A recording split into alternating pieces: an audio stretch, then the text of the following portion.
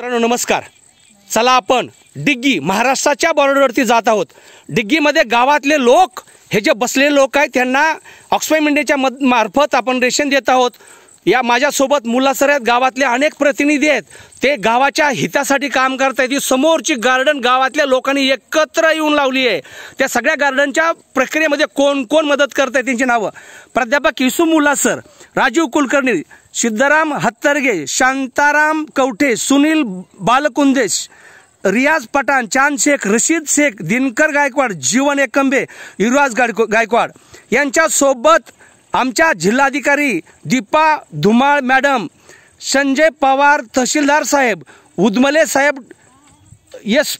DYSP अशी मोठे अधिकारी, कर्मचारी, मित्र या गावच्या विकासासाठी राबतायत.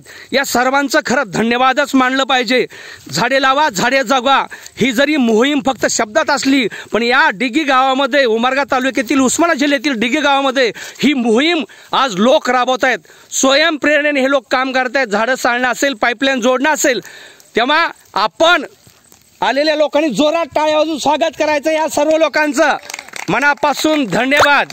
रिपोर्टर भूमिपुत्र वाघ समाज विकास संस्था तुम्हाला एक एक घटना दाखवित राहीन जे लोक स्वतःच्या गावाच्या हितासाठी काम करतात. हे माझ्या बाजूला सर मुलासर, एकच वाक्य बोला, ही प्रेरणा तुम्हाला कुठून मिळाली? आपल्याला झाड गावामध्ये काहीतरी वेगळं करण्यासाठी आम्ही गाववाल्यांनी मीटिंग घेऊन या ठिकाणी ठरवलं की गावामध्ये आपण वृक्षारोपण करायला पाहिजे.